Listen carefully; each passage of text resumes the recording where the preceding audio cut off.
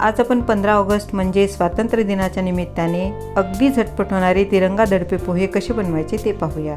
नमस्कार, मी प्रतिभा दारंवार दाज किचनमध्ये आपल्या सर्वांचं स्वागत आहे। 2 कप पोहे स्वच्छ धुवून यातलं पूर्ण पाणी काढून 10 मिनिट भिजवून घेऊ, म्हणजे पोहे छान भिजतील। 2 टेबलस्पून तेलामध्ये आवडीप्रमाणे शेंगदाणे घालून लो फ्लेमवरती कुरकुरीत परतून काढून घेऊ। आता यामध्ये जिरं आणि आवडीप्रमाणे बारीक चिरून घेतलेली हिरवी मिरची घालून कुरकुरीत परतून घेऊ।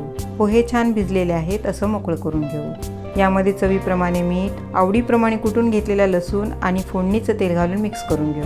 तिरंगा पोहे बनवण्यासाठी पोहे तयार झालेले आहेत। आता या पोह्यातले थोडे थोडे पोहे घेऊन 3 प्रकारचे पोहे बनवूया। थोड्या पोह्यांमध्ये खोवलेला ओला नारळ घालून मिक्स करून घेऊ। आपले व्हाईट पोहे तयार झालेले आहेत। आता ऑरेंज पोहे कसे बनवायचे ते पाहूया। थोड्या पोह्यांमध्ये 1 गाजर सालं काढून बारीक किसणीने किसून घेतलेला आहे। 1 टोमॅटो बिया आणि मधला कडक भाग काढून बारीक चिरून घेतलेला आहे। चवीसाठी थोडंसं मीठ घालून व्यवस्थित मिक्स करून घेऊ। हे आपले ऑरेंज पोहे तयार झालेले आहेत। आता ग्रीन पोहे बनवण्यासाठी थोड्या तेलामध्ये कढीपत्ता आणि कोथिंबीर कुरकुरीत परतवून घेऊ। मिक्सरच्या भांड्यामध्ये 2 टीस्पून भाजून सालं काढून घेतलेले शेंगदाणे, आवडीप्रमाणे हिरवी मिरची, लसूण, ड्राय रोस्ट जिरा पावडर, अर्धा टीस्पून साखर, चवीप्रमाणे मीठ, निवडून स्वच्छ धुवून घेतलेली फ्रेश कोथिंबीर, 1 टीस्पून लिंबाचा रस आणि 1 टीस्पून तेल घालून मिक्सर फिरवून घेऊ। मस्त टेस्टी ग्रीन चटणी तयार झालेली आहे। पोह्यांमध्ये परतून घेतलेला कढीपत्ता, कोथिंबीर, ग्रीन चटणी, स्वच्छ धुवून बारीक चिरून घेतलेली कांद्याची पात घालून मिक्स करून घेऊ।